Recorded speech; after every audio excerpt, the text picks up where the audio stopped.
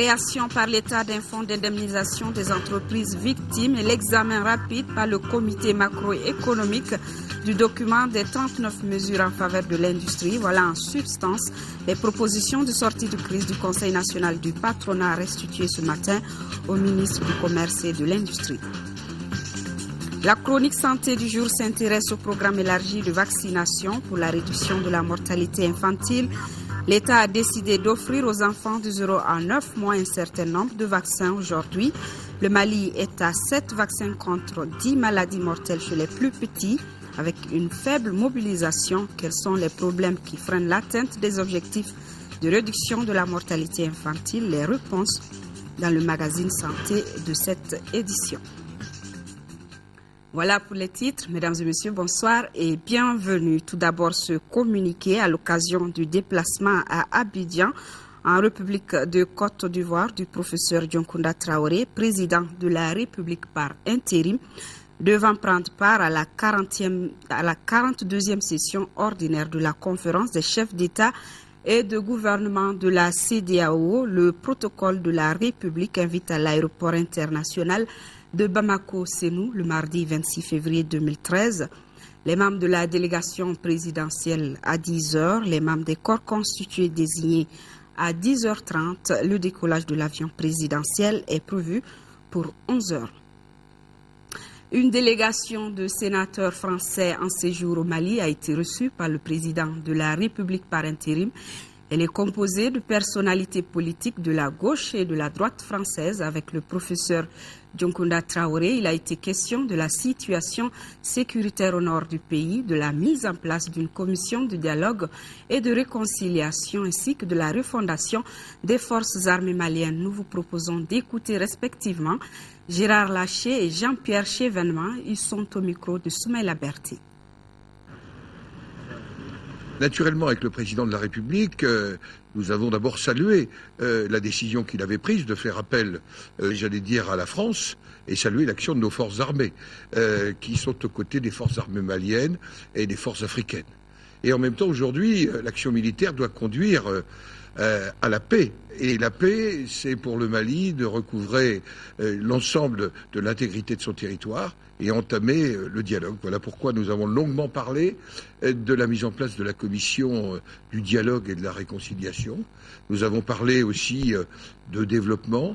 Nous avons parlé aussi de la refondation des forces armées maliennes et des relations entre nos deux pays et l'ensemble de la région. Nous avons abordé le problème de la commission de dialogue et de réconciliation en souhaitant que tout le monde puisse y trouver sa place, dès lors que naturellement l'intégrité du Mali et sa laïcité seraient reconnues. Mais il est important qu'on réconcilie les gens qu'il faut réconcilier. Et cela est nécessaire pour que, pour la suite, nous ayons un contexte politique assaini qui sera la vraie victoire. Car la vraie victoire n'est pas seulement militaire. Le Mali doit s'affirmer par lui-même. Le Mali est un État indépendant, c'est une république à laquelle nous avons apporté secours. Les deux sénateurs français également reçus en audience par le Premier ministre Diango Sissoko, Gérard Larcher et Jean-Pierre Chevènement, qui sont aussi membres de la Commission des Affaires étrangères, de la Défense et des Forces armées. Et comme il fallait s'y attendre avec le Premier ministre, il a été question de la situation de crise que traverse le Mali et les stratégies de sortie de crise. L'évolution de la situation politico-sécuritaire au Mali, le sujet était également au centre des échanges que le président de l'Assemblée nationale par intérim a eu avec son homologue français, Claude Bartolone, en visite officielle à Paris. Le professeur Younousi Touré a été reçu par le président de l'Assemblée nationale française. Younousi Touré et Claude Bartolone, à la fin de leur entretien, ont été interrogés par Makanfin Konati. Nous avons une coopération avec l'Assemblée nationale française. Il est bon que de temps à autre, on vienne leur faire le point de la situation qui prévaut au Mali. Vous savez qu'on vit une double crise à la fois sécuritaire et politique. Donc nous sommes venus dire l'évolution de la situation depuis l'adoption de la feuille de route politique. L'armée française joue un rôle extrêmement important, n'est-ce pas, dans la libération des territoires précédemment occupés par les terroristes. Non seulement elle a stoppé l'avancée des assaillants, mais elle est en train de sécuriser les zones qui ont été libérées avec l'appui de l'armée malienne et des forces de la MISMA. Le peuple malien est reconnaissant, n'est-ce pas, pour cet acte. C'est une libération, n'est-ce pas, du peuple malien. Nous avons dit à nos amis maliens, à la fois la volonté qui est celle de l'Assemblée nationale de soutenir les forces françaises engagées au Mali pour permettre au Mali de retrouver toute son entité territoriale. Et puis nous avons affirmé à nos amis maliens notre volonté de les soutenir, bien entendu, dans cette phase démocratique qui doit commencer à apparaître d'ici les prochaines élections pour permettre la réconciliation de tous les Maliens, aussi bien à Bamako qu'entre Bamako et le Nord. Et puis j'ai réaffirmé au président de l'Assemblée malienne la volonté de la France d'être aux côtés du Mali dans ce processus démocratique, à la fois pour soutenir les initiatives qui doivent être prises auprès des Nations Unies, notamment pour permettre qu'il y ait des observateurs qui soient là pour montrer que la transition démocratique se fait dans les meilleures conditions possibles, et puis aider nos amis députés maliens pour qu'ils puissent avoir une assemblée qui corresponde à cette attente de démocratie qui existe au Mali aujourd'hui. Une autre personnalité malienne se trouve en mission en Europe. Il s'agit du ministre des Affaires étrangères et de la coopération internationale, Thiéman Hubert Coulibaly, qui a quitté hier Bamako pour Bruxelles. À Bruxelles, dans la capitale de l'Union européenne, il participera à la réunion spéciale des ministres européens chargés du développement relative à l'appui et à la reprise de la coopération avec le Mali qui se tiendra le 26 février prochain. Suite à la crise institutionnelle et sécuritaire qui affecte le tissu économique du Mali, l'État et le secteur privé ont mis en place une commission mixte. Elle regroupe les représentants d'une dizaine de départements ministériels et a pour objectif d'examiner les préoccupations du Conseil national du patronat du Mali afin d'y apporter des solutions. Et justement, cette commission vient de restituer les résultats de ses travaux. Le document met l'accent sur la création par l'État d'un fonds d'indemnisation des entreprises victimes et l'examen par le comité macroéconomique du document des 39 mesures en faveur de l'industrie. Bourama Traoré. Quand un problème est commun, la recherche de solutions nécessite une démarche participative. Tel semble être compris par le ministère du Commerce et de l'Industrie et le Conseil national du patronat du Mali. Deux entités décidées à trouver ensemble des solutions idoines aux préoccupations du secteur privé. Il y a 6 semaines, faisant suite à la saisine de M. le Premier ministre, chef du gouvernement, sur vos préoccupations, nous nous sommes retrouvés dans cette salle au chevet de notre secteur privé, très touchés par les différentes crises que notre pays connaît au plan sécuritaire, économique et social. Une des décisions qui a marqué ce jour notre rencontre a été la mise en place d'une commission mixte de travail État-secteur privé pour examiner les préoccupations du patronat dans le contexte de la crise actuelle. Cette commission mixte est composée des représentants d'une dizaine de départements ministériels. Après 45 jours de réflexion et d'échange, la commission vient de rendre public son rapport, lequel contient les principales préoccupations du secteur privé. Il s'agit de la création par l'État d'un fonds d'indemnisation des victimes de guerre avec l'implication du secteur privé malien. L'accompagnement au cas par cas des entreprises en difficulté, notamment celles de l'hôtellerie, du tourisme, de l'artisanat et des BTP. La suppression des cotisations de l'AMO par employeur des entreprises dont les employés n'ont pas adhéré à l'AMO. Autant de défis qui doivent être relevés pour la relance de l'économie nationale. Pas d'inquiétude, rassure le ministre du Commerce et de l'Industrie, pour qui la plupart des préoccupations du secteur privé sont déjà prises en compte dans les plans d'action de la feuille de route du gouvernement. Éclairage du ministre Konaté. Nous avons retenu l'indemnisation des victimes de la crise avec l'adoption d'une loi sur l'indemnisation ou au besoin la relecture de la loi actuelle pour prendre en charge les personnes morales. Nous avons retenu également la mise en œuvre des mesures d'allègement fiscaux inscrites dans l'annexe fiscale de la loi des finances 2013. La baisse du taux de l'IS de 35 à 30%, l'introduction du taux réduit de la TVA de 5%, la baisse du taux de l'impôt sur les revenus fonciers de 15 à 12%. Nous avons retenu la baisse du taux de la taxe sur les plus-values de cession immobilière de 25 à 5%.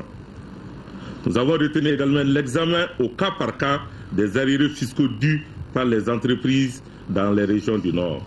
Le ministre du Commerce et de l'Industrie de conclure par cet engagement, celui de soumettre le plus rapidement possible les rapports de la commission mixte sur les préoccupations du secteur privé au Premier ministre.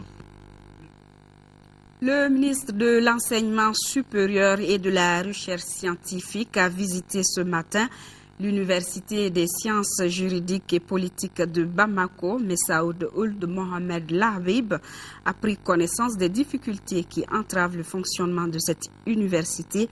Parmi elles figurent l'effectif pléthorique, la corruption ou encore l'insuffisance d'enseignants à l'université des sciences juridiques et politiques de Bamako. 200 enseignants s'occupent de l'encadrement de 30 000 étudiants, soit une ration d'un enseignant pour 150 étudiants. Le ministre a signalé au cours de sa visite que l'accent doit être mis sur la formation des formateurs, cela pour remédier à l'insuffisance d'enseignants. Les forces vives et les différents regroupements politiques s'unissent pour l'unité du Mali. Ils ont signé une plateforme dans ce sens cet après-midi au cours de cette cérémonie. Une déclaration commune a été lue, déclaration dans laquelle les signataires exigent la présence de l'armée malienne à Kidal et demandent la solidarité de la communauté internationale pour la mise en exécution rapide du mandat d'arrêt lancé contre les membres du MNLA, Moujao et ACMI. Mohamed Diarra, reportage. C'est un pas important qui vient d'être franchi dans la réconciliation des Maliens. Les forces sociopolitiques du Mali ayant décidé de parler désormais d'une même voix pour la paix et la reconstruction du pays. Elles viennent de matérialiser cet engagement par la signature d'une plateforme. L'acte est la phase finale d'un long processus. À travers la déclaration commune, nous sommes profondément convaincus que les patriotes maliens, hommes, femmes, jeunes et vieux, n'ont d'autre choix que de renforcer l'unité nationale et de parler d'une seule voix dans l'unité d'action pour soutenir les institutions de la transition et tous les corps d'armée du Mali et de tous les pays amis. Dans une déclaration commune, les signataires de la plateforme réitèrent leur soutien et leur reconnaissance aux forces maliennes, à celles de la MISMA et aux militaires français. Ils condamnent les exactions commises par les groupes islamistes sur la population des régions occupées. Ils demandent la présence des forces maliennes à Kidal, tout en rejetant toute idée de séparation du territoire. Nous manifestons notre préoccupation par rapport à la situation qui prévaut actuellement à Kidal et demandons la présence de l'armée nationale dans cette localité, partie intégrante de la République du Mali. Les signataires de la plateforme demandent aussi la solidarité internationale pour que justice soit rendue. Nous, organisation de la société civile, regroupements sociopolitiques, organisations confessionnelles, professionnelles et consulaires, proclamons notre attachement à la justice et réclamons par conséquent l'exécution diligente des mandats d'arrêt lancés par la justice nationale et internationale contre les personnes accusées de crimes de guerre, de crimes contre l'humanité et de violations graves des droits humains. Ce n'est pas tout, les signataires du document demandent au gouvernement l'organisation des élections libres dans les délais indiqués, avec la participation de l'ensemble des Maliens. Auparavant, l'assistance avait observé une minute de silence en la mémoire des soldats tombés sur le champ de l'honneur.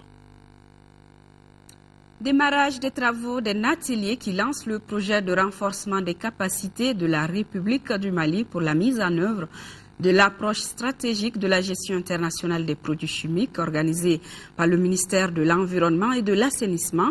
La session regroupe une 50aine de participants qui élaboreront une charte sur la coordination interministérielle en matière de gestion des produits chimiques. Nando Dambélé pour le compte-rendu.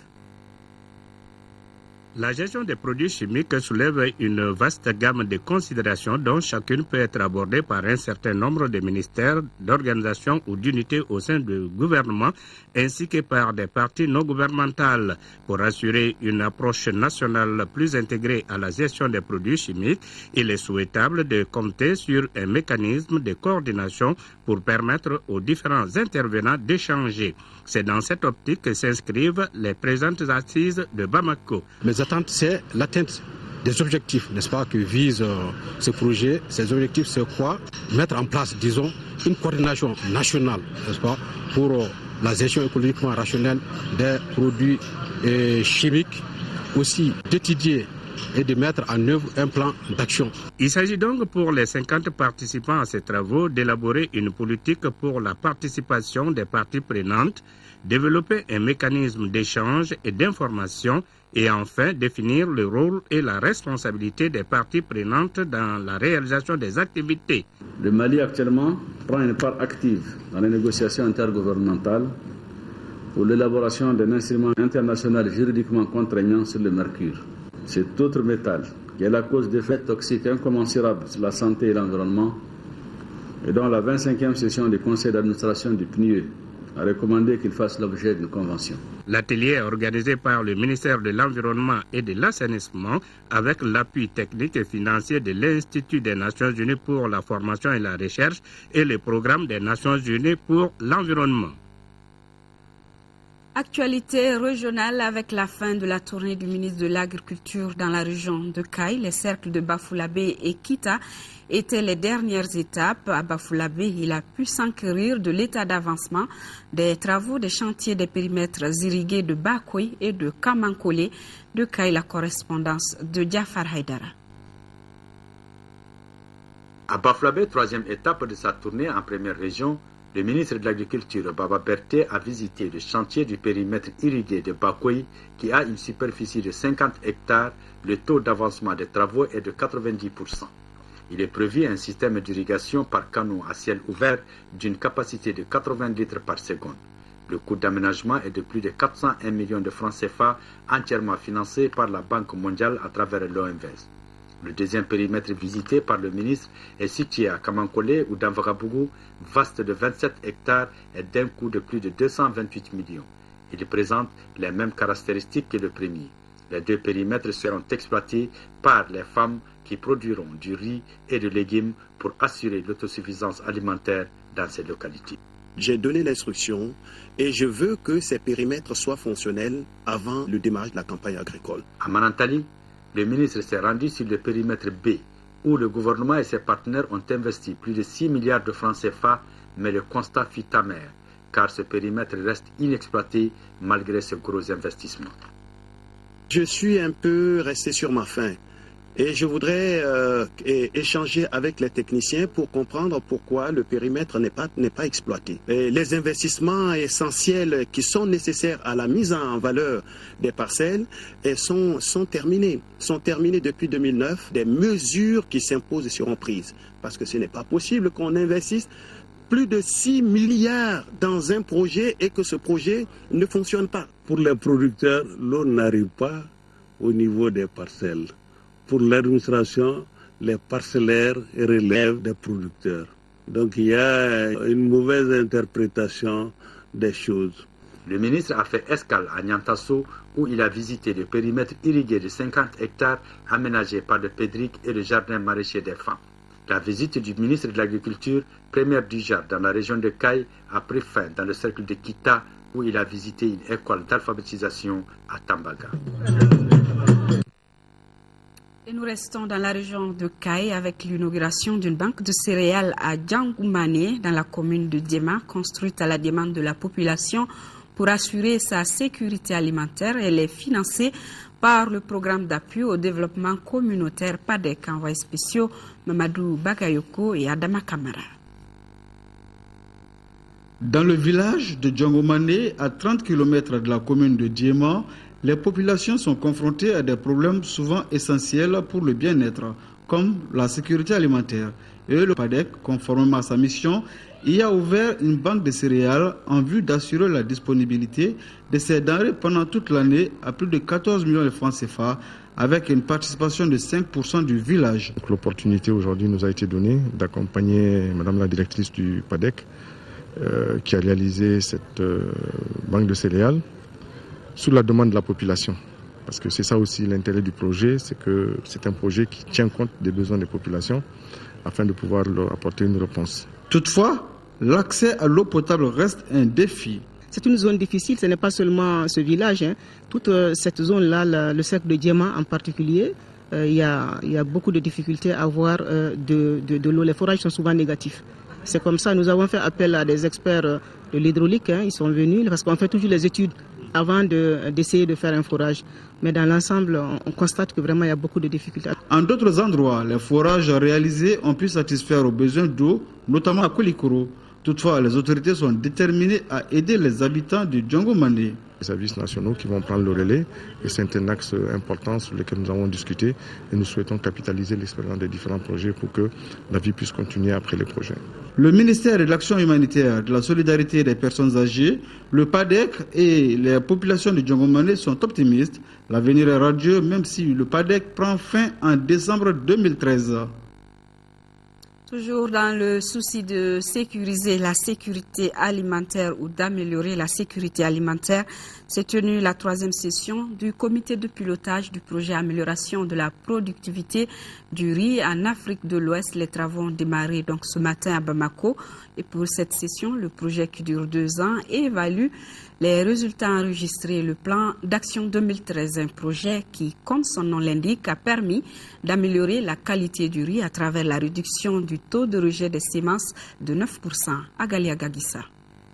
Le Mali est un pays essentiellement agropastoral et le développement des stratégies pour accroître la productivité agricole demeure la gymnastique quotidienne à laquelle spécialistes et décideurs se livrent. C'est dans ce contexte que le projet pour l'amélioration de la productivité en riz en Afrique de l'Ouest a vu le jour en 2010. L'objectif du projet a pour de contribuer à l'accroissement de la production nationale de riz et subséquemment à l'atteinte de la sécurité alimentaire, la souveraineté alimentaire, à travers notamment la promotion de l'utilisation des semences de qualité, la sécurisation de la production des semences certifiées du riz. Les résultats enregistrés au cours des 2 années d'existence du projet sont encourageants malgré certaines difficultés. Des difficultés liées entre autres à l'accès au crédit agricole, l'absence d'une interprofession des acteurs de la filière.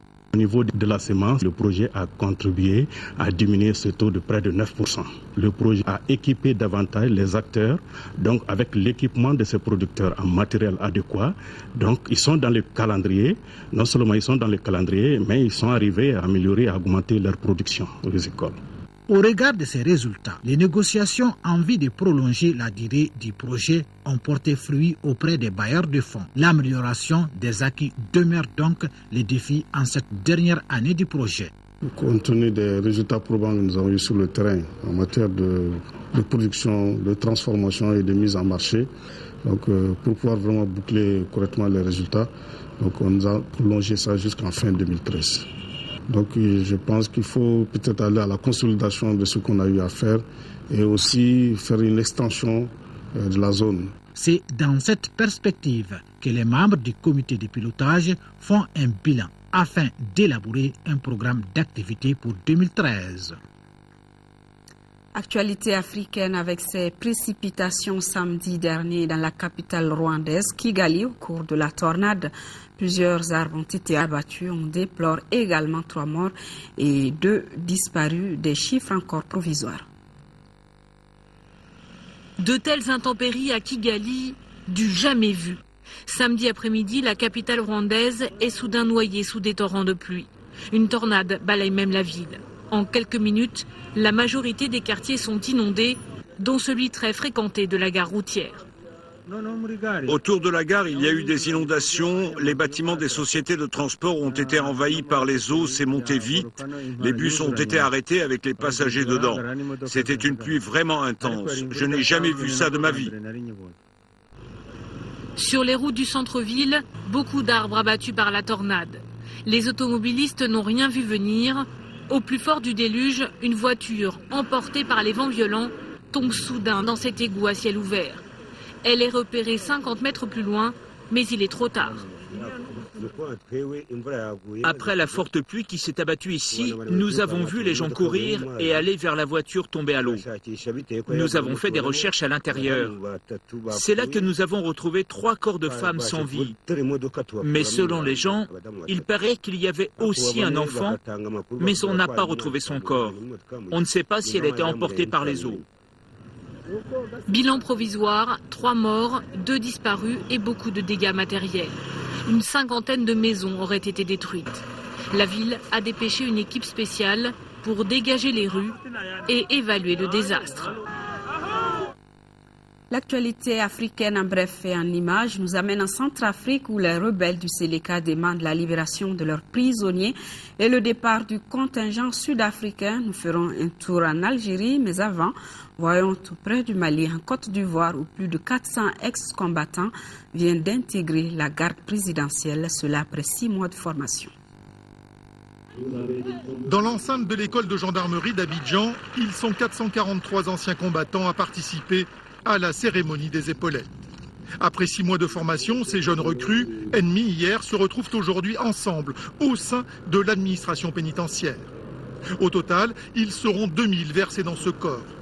Mais la Côte d'Ivoire doit gérer d'ici à 2 ans la reconversion de quelques 64 000 ex-miliciens, pro-Gbagbo ou pro-Ouattara confondus. Une cérémonie officielle en présence du Premier ministre a marqué dimanche le redémarrage du site gazier de Tigentourine dans l'Est algérien. La base de vie a été baptisée du nom de Mohamed Amin Lamar, jeune agent qui s'est sacrifié pour donner l'alerte le 16 janvier dernier quand le site a été attaqué par des terroristes islamistes. Au total, 37 otages étrangers et un Algérien ont perdu la vie, 29 ravisseurs ont été tués et 3 capturés.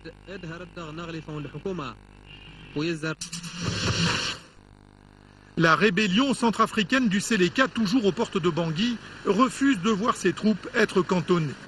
Elle exige de la part du président Bozizé la libération des prisonniers, la fin des arrestations et le départ du contingent sud-africain.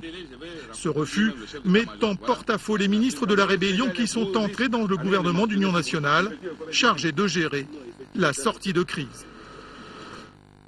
Retour à l'actualité nationale avec l'association des jeunes pour le développement du Mali, AJDM de Tombouctou, qui a organisé une manifestation culturelle à la place Sankoré. Le but est de réitérer son soutien aux forces armées françaises, maliennes et de la MISMA. Autorités politiques et militaires ont pris part à l'événement et les troupes folkloriques ont montré tout leur savoir-faire, nous signale Yeya Tandina. L'association des jeunes pour le développement du Mali, AJDM, en organisant cette fête à la place Sankoré, a voulu manifester toute sa reconnaissance et son soutien aux forces armées françaises et maliennes. L'initiative a été saluée par tous les différents responsables qui se sont succédés au micro. Et l'émotion était grande pour les officiers. C'est des larmes d'émotion et de joie à la fois. Le conseil que je donne, c'est aller à la population, aller les voir, aller fréquenter les rues de Tombouctou, profitez-en. C'est un pays formidable, c'est une ville formidable. Et on continuera à faire un excellent travail au contact de la population et avec nos camarades des forces maliennes. Merci à cette brillante population de Tombouctou et des villages environnants pendant une dizaine de jours où nous avons traversé dans la soif, la faim, l'allégresse, avec comme seul objectif la libération totale et définitive des 3 régions du Nord. Tombouctou renoue ainsi avec sa culture. Chants et danses traditionnelles des groupes folkloriques, avec le Diaba de Bellafarandi, le Hala des cultivateurs en passant par le Dimba des maçons, rythmé au son envoûtant des bouchers à Barbarba. Pour les organisateurs, il faut que Tombouctou retrouve son unité. Notre association ne peut pas rester à la marge de ce qui s'est passé. Les gens ont beaucoup faim.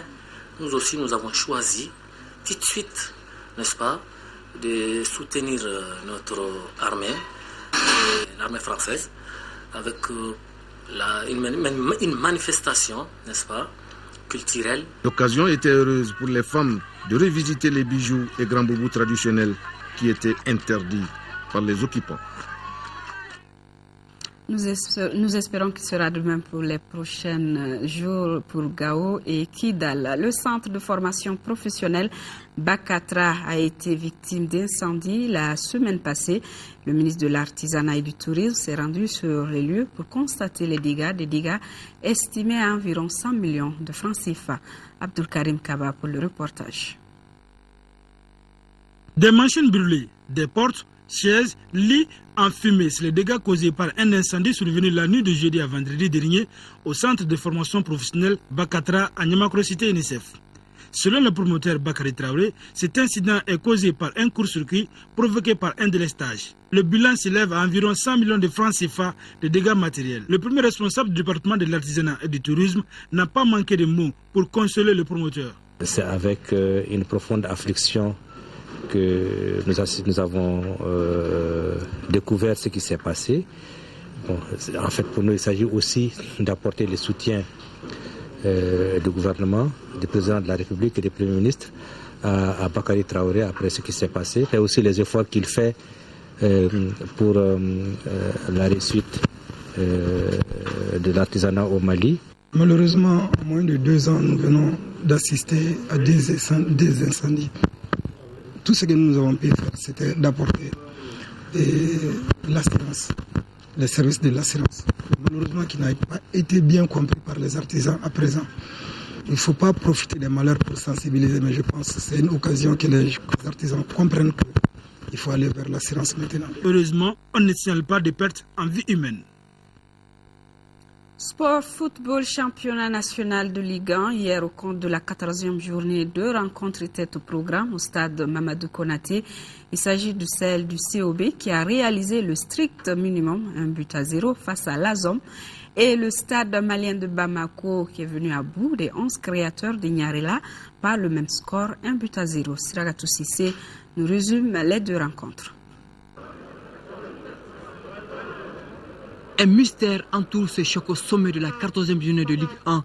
11 créateurs de Niarela 4e et Stade Malien de Bamako leader invaincu. Cette énigme est quelle stratégie Baïba, l'entraîneur des 11 créateurs, va mettre en place pour contrecarrer celle de son homologue du Stade Malien, le français Pascal Janet. Le duel a tenu son rang. Il y avait de l'intensité dans les contacts.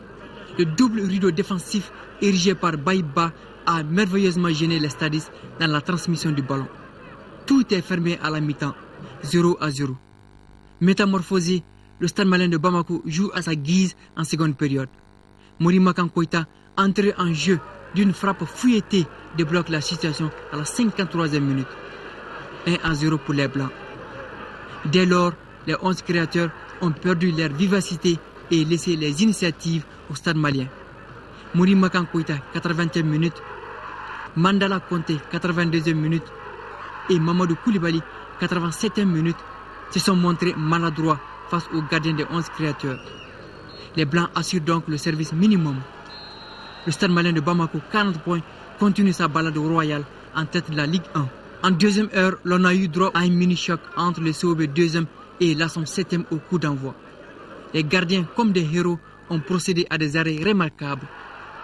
Les offensives ont été anéanties par moments. Depuis quelques journées, le COB habitue ses supporters à réaliser un hold-up dans les derniers instants du match. Les Verts du COB ont presque un secret. À la 85e minute, Moriba Diop, entré en jeu et doté d'une grosse expérience, catapulte le ballon au fond des filets pour l'unique but de la soirée. Le COB gagne et consolide dans la foulée sa 2e place avec 30 points. Les Olympiens ont promis de déloger le Stade Malien de Bamako du trône dès la phase de retour du championnat. La chronique santé du jour s'intéresse au programme élargi de vaccination.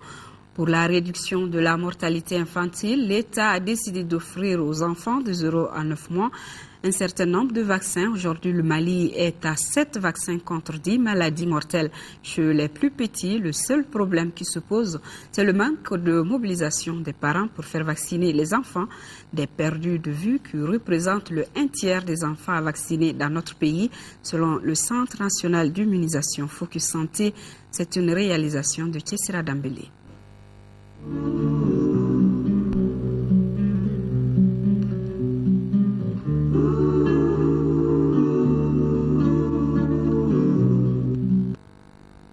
Selon le programme élargi de vaccination PEV, tous les enfants nés au Mali ont droit à une série de vaccinations de la première semaine de leur naissance jusqu'à 9 mois. Un programme exécuté depuis 1986 et qui vise à réduire l'effet des principales maladies mortelles sur la petite enfance. Chaque année, les vaccins du PEV coûtent à l'État et à ses partenaires environ 3 milliards de francs CFA. Mais selon le directeur du Centre national d'immunisation CNI, jusqu'à présent, un nombre important d'enfants au Mali ne reçoit pas tous les vaccins gratuits, spécifiquement ceux qui doivent être répétés pour assurer une immunité.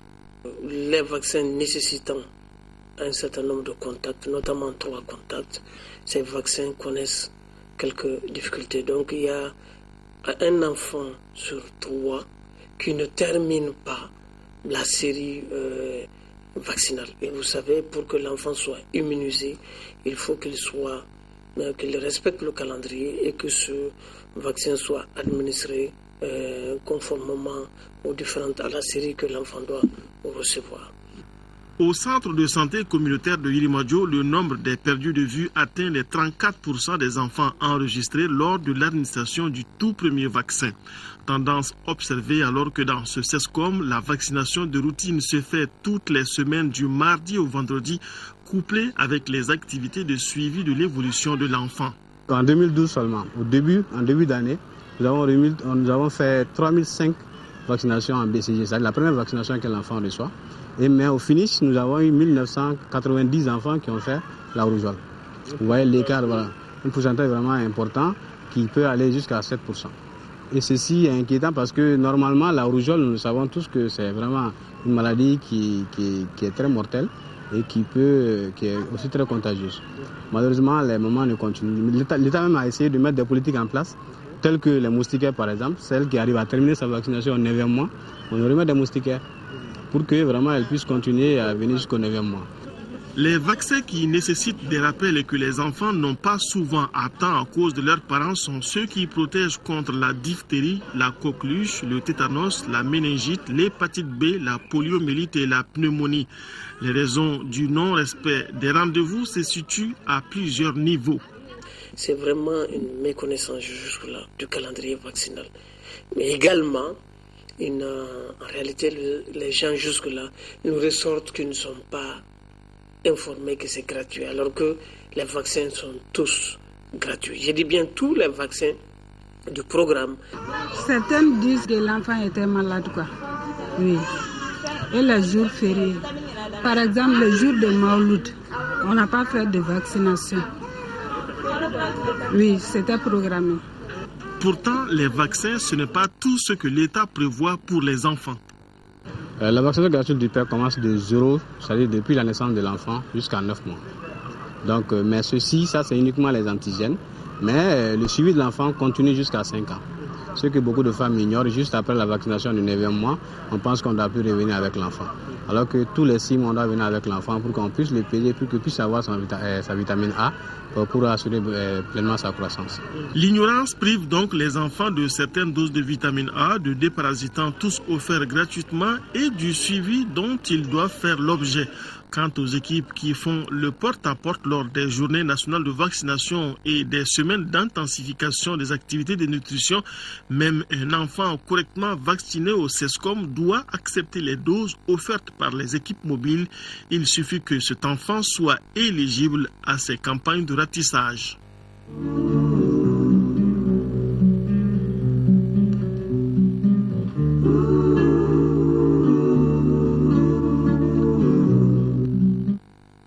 Page noire de ce journal, notre aîné, ancien collègue et confrère Thomas Lazare Keita n'est plus. Il est décédé vendredi des suites d'une longue maladie. Sorti de la 16e promotion du CESTI de Dakar, Thomas, à son retour à Bamako, intègre le RTM où il fut reporter, présentateur du journal Parler de 20h.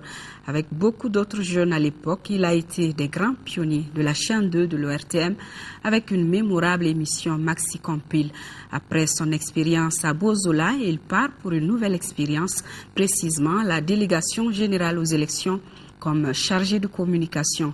Thomas Lazare Keita a été accompagné cet après-midi à sa dernière demeure par de nombreux parents, amis et collègues. Isaac Thierry. L'homme est fait de poussière et il y retournera un jour.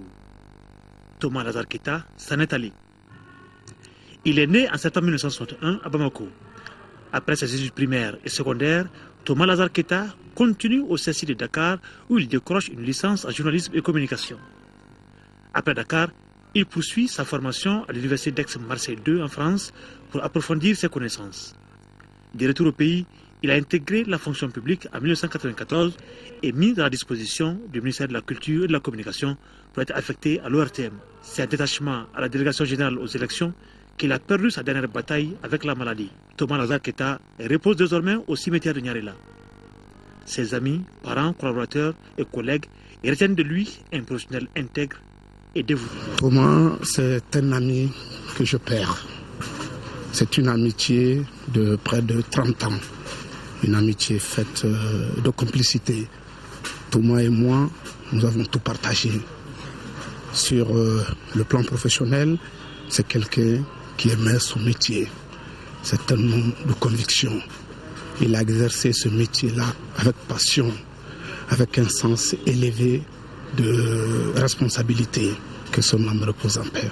Thomas Lazare Keita était un homme franc, un homme de caractère et de principe. C'était un combattant. Il s'est battu pendant plus de 3 ans contre, de façon stoïque, il faut le dire, contre cette maladie qui finalement l'a emporté. Nous retenons de lui un homme sincère, franc et travailleur. Il laisse derrière lui une veuve et 3 enfants, dont un Thomas. Que la terre lui soit légère, c'est la fin de ce journal. Retrouvez demain à 10h et 13h Nyanya Aliou Traoré. Je vous retrouve, si tout va bien, pour les éditions du soir. Mais avant, faites un tour sur notre site internet www.ortm.ml. Merci pour votre fidélité et bonsoir à tous.